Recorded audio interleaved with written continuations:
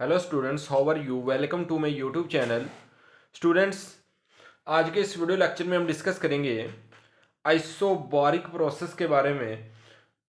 Work done at constant pressure, यानी कि इस प्रोसेस के अंदर हम प्रेशर को कांस्टेंट रखेंगे, जबकि जो सिलेंडर होगा उसका वॉल्यूम होगा वो डिक्रीज या फिर इंक्रीज होगा। यानी कि हम गैस को एक्सपेंड या फिर कंप्रेस करेंगे, लेकिन हम उसके प्रेशर को कांस्टेंट रखेंगे। In this process, in which pressure of the system remains constant, is called isobaric process. So work will be as, यानी कि ऐसा प्रोसेस जिसके अंदर प्रेशर को हम कांस्टेंट रखते हुए सिस्टम को एनालाइज करेंगे, उस सिस्टम को कहेंगे आइसोबारिक प्रोसेस। और इसको हम work done at constant pressure भी कह सकते हैं। तो वर्क क्या आएगा इस प्रोसेस के? W is equal to integral V I into V F P D V. और प्रेशर को हम क्या करेंगे? कांस्टेंट रखते हैं, तो pressure as it is constant है, प्रेशर बाहर आ जाएगा, अंदर क्या रह जाएगा? Integral D V. जो इसकी लिमिट आएगी वो V I to V F आएगी। वो किस तरह आई कि इनिशियल वॉल्यूम और उसका जो फाइनल वॉल्यूम होगा सिलेंडर का। अब क्या करेंगे कि एज इट इज हमने क्या कर दिया कि जो मैथमेटिक्स है, इंटीग्रेशन का रूल अप्लाई किया कि डेरिवेटिव और इंटीग्रेशन आपस में कैंसल आउट हो जाते हैं। तो डेरिवेटिव और इंटीग्रेशन आपस में कैंसल आउट हो गया और जो इसका जो वॉल्यूम है वो एज इट इज नीचे आ गया। और इसकी जो लिमिट है वो साइडों पर अप्लाई कर देंगे। वी आई लोअर लिमिट है वी आई और अपर लिमिट है इसकी वी एफ आ गई एज इट इज। अब इसकी हम लिमिट पुट कर देते हैं। लिमिट पुट करने का क्या तरीकाकार है? Final limit minus lower limit, upper limit minus lower limit. Upper limit हमने एज इट इज पुट की, वी की जगह पे वी एफ पुट किया, माइनस लगा के माइनस का साइन लगा देते हैं। उसके बाद क्या आ जाता है? इसकी लोअर लिमिट आ जाती है, वी आई आ जाता है। तो हमने क्या किया कि V F minus V I into P is equal to क्या आ गया? इसका वर्क आ गया। अब इसको हम मेन डायग्राम से भी समझ लेते हैं कि इसका जो ये जो है इसका ग्राफ, उससे भी हम इसका जो आइसोबारिक प्रोसेस है उसके मतलब थोड़ा सा जान लेते हैं कि हमने क्या किया कि वाई एक्सिस के ऊपर हमने प्रेशर ले लिया, जबकि हमने एक्स एक्सिस के ऊपर इसका वॉल्यूम ले लिया, यानी कि सिलेंडर का वॉल्यूम ले लिया। अब स्टूडेंट्स, आइसोबारिक प्रोसेस है, प्रेशर कांस्टेंट है, तो ये स्टूडेंट्स इसका जो ग्राफ आएगा वो एक स्ट्रेट लाइन के अंदर आएगा ऑन एक्स एक्सिस, यानी कि हॉरिजेंटल आएगा इसका ग्राफ।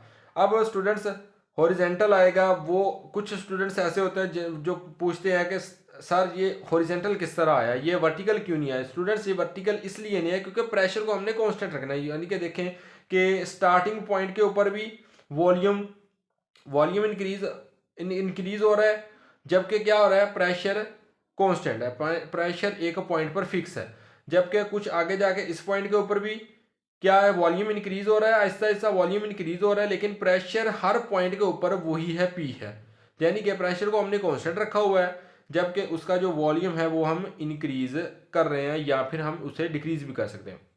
इसलिए मैंने ये जो एरो का साइन लगाया, इसके दोनों साइडों पर हमने एरो का साइन लगाया, क्योंकि इस वॉल्यूम वो हम इंक्रीज भी कर सकते हैं, डिक्रीज भी कर सकते हैं। इंक्रीज कब करेंगे? जब हम एक्सपेंड करेंगे गैस को।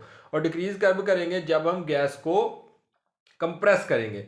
जब गैस कंप्रेस होगी तो उसके जो प्रेशर है उसको हमने क्या करना है? कांस्टेंट रखते हुए उस गैस को एक्सपेंड करवाना है, क्योंकि आइसोबारिक प्रोसेस है, प्रेशर विल बी कांस्टेंट है।